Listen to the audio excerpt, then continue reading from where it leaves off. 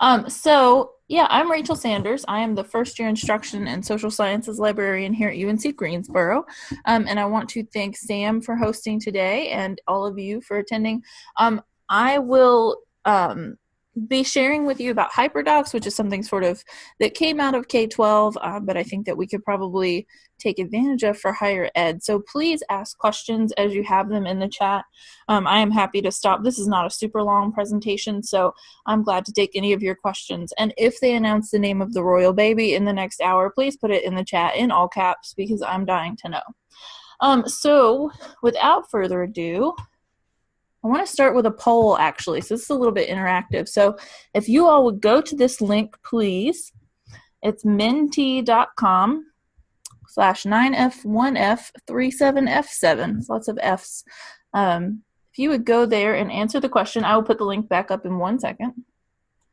There you go. So if you will go there and answer the question. I've got the results pulled up on the other page, so hopefully, there we go. At least a couple people are finding it. I'll wait about 10 more seconds for you to answer the question. It's, have you ever heard of HyperDocs? I can pull that over so you can see. Okay, so it looks like most people have not. One person has potentially. And then my next question for you, which it should change your screen so that you can answer it. How often do you use the G Suite in your instruction? And by the G Suite, I mean Google Apps, basically. We're talking about Drive, Docs, Mail, Drawing, Sites, all kinds of stuff. So those of us who are Google campuses are probably going to say very frequently for this, but I'm just really curious about what we're all using. I'll wait another couple seconds. Okay, so it looks like most of us are either very frequently or sometimes. Okay, that is good to know. So, in 1 second, let me reset here. So what are HyperDocs, essentially? Before I get into it, I want to make a couple points. So number one, I did not invent the HyperDoc. This is not anything of my creation. So this was a development in K-12 education, and 3 women were responsible for this movement. I will tell you about them a little bit later on. And I also want to tell you that I did not even find HyperDocs or discover this information by myself. Mika Davis from Guilford College, a former colleague of mine, actually introduced it to me when I was there and taught me sort of the ins and outs of using HyperDocs and sort of got me thinking about how we might use this in higher ed. So I definitely want to give credit to those folks. So what are HyperDocs? Essentially, it's a way of reframing your lessons so that students are active throughout the entire process. And when you're doing this asynchronously, because the title of this presentation has to do with asynchronous instruction, it gives students more freedom than usual to work sort of at their own pace. I mean, obviously asynchronously folks are usually working at their own pace, but I find that HyperDocs do this even more. So it's also much more exploratory than traditional models, and it asks students to take more responsibility for their learning. It also gives you a lot of options as an instructor, so that you can, kind of innovate and do things that you want to do. I find that it's a really good opportunity to sort of test things out using the G Suite and see what you can create and see what you can come up with. So HyperDocs are carefully crafted digital lesson plans, definitely, and it does require that you have a really good sense of pedagogy and kind of your philosophies about teaching and learning. It is meant to be visually engaging, so you wouldn't want to do just like a plain doc with a couple links on it. That wouldn't really be a HyperDoc. And then students are using the technology not just to interact with material, but to kind of create their own things and work together and, connect ideas. It's not, like I said, just a Google Doc with links. It is not new as well. HyperDocs, as you'll see, are based in G Suite, which has been around for years. I think as most of us indicated earlier, we've had some experience with the G Suite before. So who invented HyperDocs? These 3 ladies, Lisa Highfill, Kelly Hilton, and Sarah Landis, are responsible for this. They are all former classroom teachers in K-12, and these handles here are all their Twitter contact information. If you're interested in following them, they're really great about sharing information and giving updates pretty frequently. And now they're all instructional coaches. And I'm going to show you a website where you can learn more about them, get in touch with them, get some inspiration. So these are typical parts of a HyperDoc. So we've got engage, explore, explain, apply, share, reflect, and extend. Now, that's obviously a tall order when we're thinking about something like a library instruction one-shot. If the instructor just wants this to take, an hour or less for students to complete, you might not do all of these things. And this works synchronously as well as asynchronously. When it originally came out of K-12, most of these lessons are being done with a teacher in the room with students. So as we go along, as we talk about HyperDocs, keep in mind that you can customize it any way you want to, and it's still considered a HyperDoc. It's not, there are no real rules as long as things are, as long as things are nice and interactive, visually appealing, encouraging students to kind of go along and manage their own learning. That's really the thought behind it. And this is actually a template. I'm going to show you a resource that has lots and lots of them on there, and you can definitely take advantage of it. So some of my favorite HyperDoc examples are here. First one is How to HyperDoc. This is by Nicole Beardsley. And this is really interesting because it explains, it's sort of what I'm doing right now. It's walking you through what a HyperDoc is, and I like it because it's an example of a HyperDoc that's actually not a Google Doc. It's a slide deck. So that's one example of what this can take the form of. As she points out, some things can even be packaged as a Google map, and here's an example of a HyperDoc that actually takes the form of a Google map and asks people to work with the maps to create it. And then just different things that it's going to have you do. What I like about this is that she means for folks to copy this presentation. So if you decided that HyperDocs were something you wanted to work with, you could definitely take this to your own institution and introduce it to people in this way. And she puts notes here for things that you should change and things that you should modify for your own institutions. Nice tips there. Excuse me. I also really like this one. This is a staff meeting HyperDoc, so it's not just something that has to be used in the classroom. I think a lot of times in our interactions with one another, in typical meetings that we might have, we can use things like HyperDocs to kind of spice things up a little bit, make it a bit more interesting, a little bit more interactive. So this is a template for a staff meeting, and they give you ideas about how long you should be taking with this, activities that you could potentially do. It's giving you space to kind of customize it and build it for yourself. It says, again, interested for a 45-minute staff meeting. And it's really important. All you really have to know how to do to use all these HyperDoc templates is make a copy in Google Drive. And I can show you how to do that. If I wanted to use this, I would just go File, Make a Copy. And that's going to ask me where in my Google Drive I'd like it to go. So I could flip back through, choose my drive, and then any folder there I could certainly put it in. So that's really all you need to be able to use all these templates that I'm showing you. And I'm going to give you the link to this presentation. Sam mentioned that this is going to be available, so you'll have access to all of these things and can explore them sort of on your own. And then another one that I want to show you was created by Mika, again, who introduced me to HyperDocs in the first place. It's called HyperDocs for College Instructors. And this is really a HyperDoc that was created to encourage college professors to incorporate this into their classes. So she's saying, click me, and it tells you it goes to a Padlet.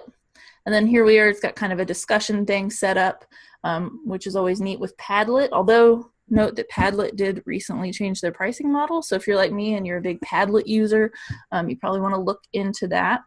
And then it gives just a brief explanation. It's very self-guided. My favorite part of this is the Explore section. And she's saying it starts out with an engage when everybody's I'm going to show you that in a minute, but I like the explore thing because you can choose any of the resources here. You don't have to look at all of them. So potentially for students, if you were doing a one shot, you could say, okay, I want to introduce the idea of peer review to you, and you can choose how you want to learn about that. So you could watch a video or read an article about it or look at some Google slides.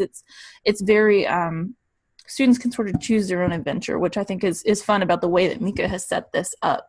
And then there's also a feature, the first step actually, if you click here, come on, it actually encourages folks to use Google Slides. And what she's having folks do is answer these questions. Okay, so how do you use the Google Suite? What aspects of ed tech excite you, and what barriers prevent you from integrating technology into your lessons? Because Mika's role at Guilford College is digital pedagogy and scholarship technologist, so it's all about encouraging faculty to use technology in their classes. So this is the example. The person is to put their avatar, their name, and then answer those 3 questions, and it's really simple. She's made lots of copies here where people can just kind of replace all these things with their answers. And then what you would potentially have at the end is a nice product that everyone could flip through, and it's kind of an innovative way to share and connect. Even if you're not all in the same room, I think that this would work particularly well for online classes because it's a good chance for you to put the face with the name. I tend to really like to use Bitmoji. I know that Mika does too, so you could do something fun with that. Or just have people put their pictures, whatever you wanted to do, or their favorite animal. I don't know. You can kind of mess with that a little bit. So this is a really neat example. Again, you'll have the link to that. I also want to take a second to talk about HyperDocs and SAMR. I don't know if anyone has ever heard of the SAMR model. Basically, it is an idea created by Dr. Ruben Puentedura, and it has to do with using technology to transform the teaching process or to transform what we're actually doing with students in classrooms or asynchronously. So you start out with SA, which sort of enhance lesson plan, so substitution, augmentation, and then you move on to modification and redefinition. And I'll give you a good example. So think about an essay. All right, so if you have an essay, at the S level, technology is the direct substitute. So with an essay, instead of writing it out on paper, maybe a student would type it on the computer. And then you move to augmentation, where technology is a substitute with some improvement. So maybe the essay is then written on a Google Doc, and other students and you can comment on it and give feedback and have conversations. Modification and redefinition are in the transformation category. So with modification, the technology is allowing you to redesign the task. So that essay might become like a blog post or an online article that you could share more widely than just with the class. Excuse me, I've got allergies going on. And then with redefinition, new tasks that were previously inconceivable can be done with the technology. So that essay might become a website. Maybe that students could be responsible with packing full of resources and sharing blog posts and being able to interact with people. Maybe you can embed some things in there from other websites. So it's really about redesigning, I think, the learning experience for students and turning it into something that without the technology we couldn't have done. And one of my big points is always that we want to let the pedagogy drive the technology use and not the other way around. And so you can see here there's a lot of examples of what you can do with HyperDocs based on the SAMR model. I don't have time to go through them all, but again, you'll have this link. So if you needed some ideas and wanted to integrate this into sort of your teaching structures and routines, this is definitely a great source of information and things that you can copy and modify. SAMR's big in K-12. I don't know how much we really focus on it in terms of library instruction, but I definitely think it has a lot of potential to be helpful to us, particularly when you're talking about asynchronous instruction, because we want to do much more, obviously, than just having students read something and then take a quiz and read something, take a quiz, and that's all there is to their modules, right? So HyperDocs and SAMR definitely go hand in hand in that way. And then I want to talk about how are we going to bring HyperDocs to academic libraries? So far I've showed you a lot of K-12 examples, and I've gone on and on about how great K-12 people are, because they really are. They're good about sharing resources. They're excellent at making things available for free and really cooperative with one another, bouncing ideas off of each other. So I'll show you a couple examples of how I did this in an academic library environment. And I see we have a question. So curious about whether HyperDocs is digitally accessible with assistive tech, ADA digital compliant. That's a good question. Let me think on that for a minute. Let me show you this, and then we can come back to that one. But that's a really good question, Becky. So if you click on this link, and again, you're going to have it. I just kind of want to show you right now. So what I did, I'm responsible for middle college instruction here at UNCG, or have been helping out quite a bit with it here in my first semester. And I did a class for some seniors where we went through and basically did a one-shot session in person, but a lot of those students actually had to miss. Yeah, thanks, Sam. Sorry, I should explain. Middle college is a high school program we have here, yeah. A bunch of those students had to miss that session, and their teacher said to me, I need a way to catch them up. And so I thought, okay, well, I could record a video. I could have them, anyone who knows me knows I'm way into Google. So I have a Google site that they could have used, but I thought maybe that this would be a little bit more interesting for them, or at least it gave me a chance to test out some HyperDocs in the environment here. So this is kind of an amateur, very amateurish HyperDoc. Actually, instead of having students answer questions in a Padlet or a Google form or somewhere else, I have them open up an email to me, and then I've got numbered questions here that they can go through. So I tried to tag the different elements of a typical HyperDoc here. I did not use all of them, as you will see, but I think it's still a good example. So they start by doing some brainstorming, and then they have to go to Credo reference, kind of look around. We always talk about ABC here at UNCG with evaluating sources, and then they skim an article, answer some questions. So that's sort of the explain part of it. We've got elaborate, where they have to do their own searching. So I mean, it's a collection of resources in one way. Ideally, this would be just a little bit more interactive. It wouldn't be, again, them just sort of answering questions in an email to me. But I think it does get them clicking around, and it does get them, they're not totally just staring at the document the entire time. They're responsible for some tasks that aren't necessarily based in Google. So it's a cool exploratory sort of tool. It's like a one-shot in the form of a HyperDoc. But that was for high school students. I'll show you one that I did for a class that we have here called CST 105, Communication Studies 105, which I am responsible for the instruction for that class. And again, this is a one-shot packaged in the form of a HyperDoc. This looks familiar because this is that template that I showed you at the beginning. So I simply made a copy of the template. And what I like about it is that it's got, when you open up that template, which I can do right now, and we'll look at this website, don't worry. When I went to the HyperDocs website under resources, any second now, resources, templates. This is the first one, and what I really like about it is that it explains what each step is all about in the template. So as I was going through trying to think of things to replace this with to make it relevant for CST 105, I had some instruction from them, I had some guidance, and that really helped in a big way for me personally. So they watch a video just on YouTube, they view this Google Slides presentation, which is a modified version of what we do in class. And they're basically learning about evaluating sources, peer review, a couple other resources that they can check out. It always leads them back to the HyperDoc. That's really important. So if you're gonna link them out to other places, whether that's in the G Suite or another website, you wanna make sure that it's easy for them to get back to the HyperDoc. One thing that Sam and I are always talking about is that students often like to have all of their stuff in the same place. And so HyperDocs, if it's used as a Google Doc, will embed nicely into something like Canvas. But that's why it's important to make sure that anytime you're going away from what's embedded to Canvas, it's really clear how they can move back. that helps people just sort of stay on track, I think. And then again, we're doing a playlist.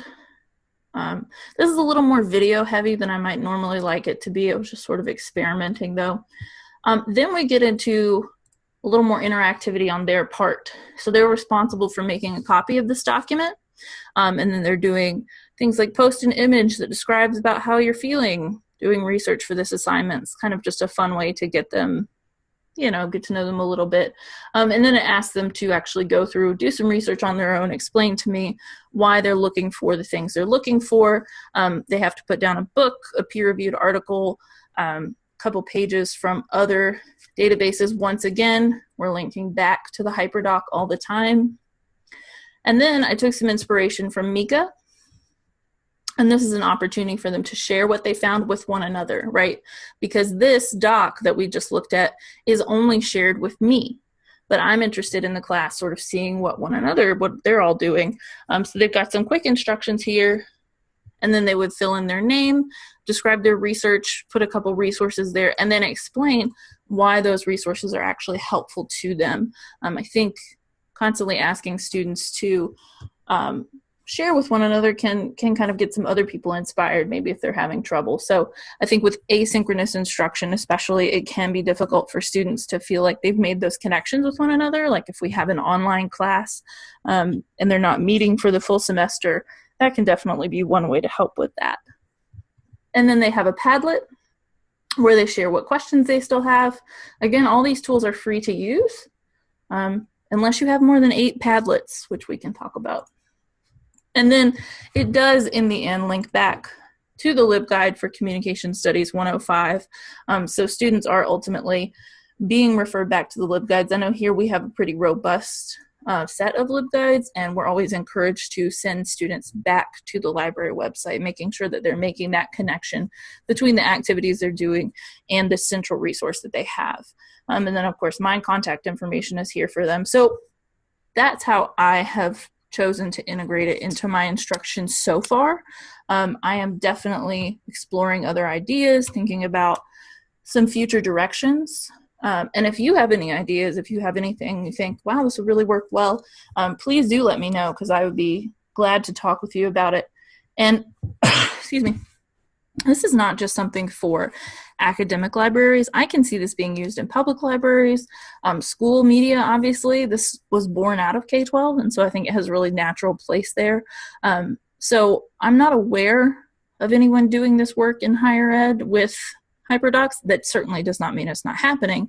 But again, if you know of anyone who's interested in this, I'm always glad to hear about that and would love to talk to them about some collaboration. So a couple of resources that I would like to show you, because we have plenty of time.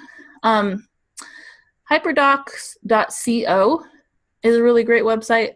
It was actually created by the 3 ladies who came up with HyperDocs, and you can actually see, promised you I'd show you how to interact with them.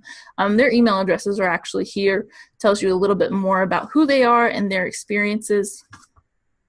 The resources, the templates have been invaluable, as well as samples. Sometimes looking at a blank template can be just a little bit confusing for me personally, especially because, you know, I'm like, well, that sounds great in theory, but how would that actually look?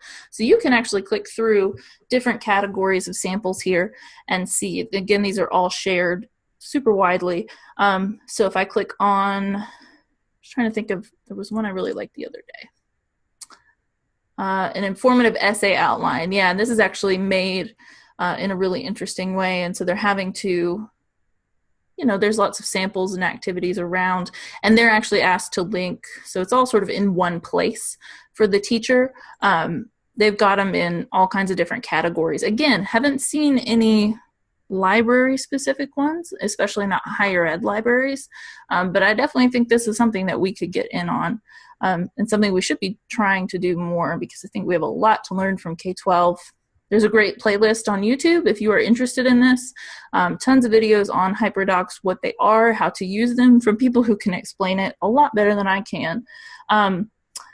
There's a Padlet that I really like. And once it loads, yeah.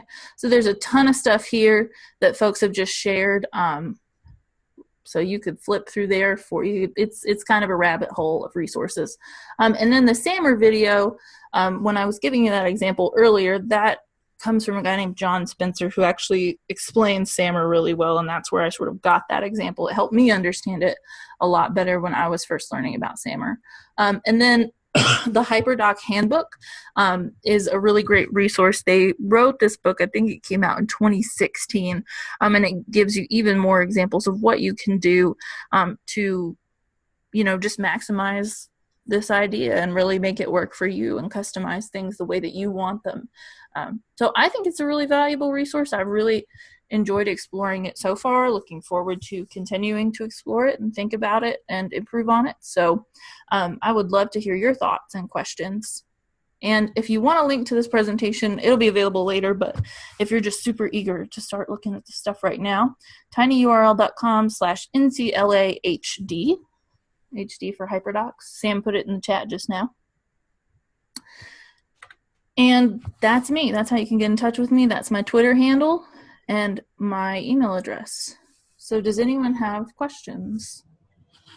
You go back to the accessibility one first. Yes. So I actually don't know the answer to that. I would be curious to learn more about the Google Suite and accessibility and how it would do with something like maybe like a screen reader or some other assistive technology. I don't know the answer to that, but I can certainly explore it and maybe I can add a slide to this presentation later since you all have the link to it. I can definitely make a note to at least try to check that out.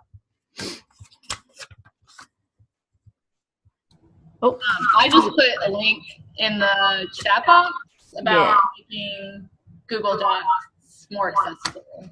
Cool. If that helps. Yes, that definitely does. These would definitely be some easy ways to adjust things. Oh, and Anaya, I don't know if I'm pronouncing it right, sorry, says she's worked with visually impaired students who had trouble with Google Docs. Yeah, I can definitely see, I'm sorry, I'm writing it down. I could definitely see that being a challenge. Let me see 1 second. Let me grab the book. It's like 5 feet away from me, so bear with me.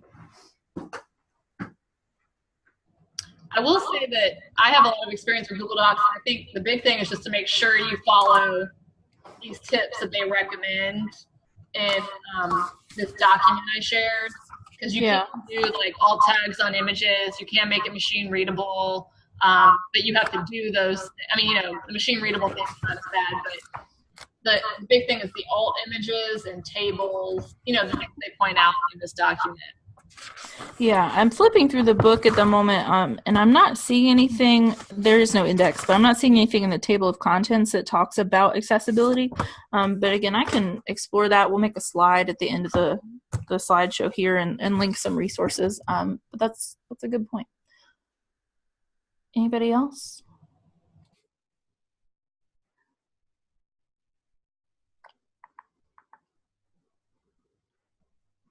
Okay. Well, I have something. I mean, I'm going to unmute myself. Sure. I'm selfish. But do you have any experience using this with synchronous online instruction, like with a webinar or a virtual meeting with students? I do not, but I could easily see it working. I'm trying to get back to the CST HyperDoc.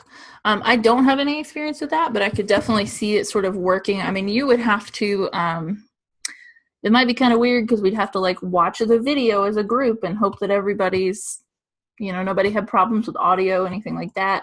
I think it's feasible. You would just have to, for instance, I could go ahead and read through the Google Slides with everybody and kind of lecture that way and give folks, some things would have to be changed. I think having folks watch videos on their own while we were trying to do it. Yeah, trying to watch videos as a class via a webinar could be challenging. I don't know if anybody has experience with that. I think that things like filling out the doc could work. Definitely sharing in the presentation in the Padlet, that just takes a couple seconds per person. So, I mean, yes and no. I think it could work. I do not have any experience with it, though. That's all sort of speculation on my part.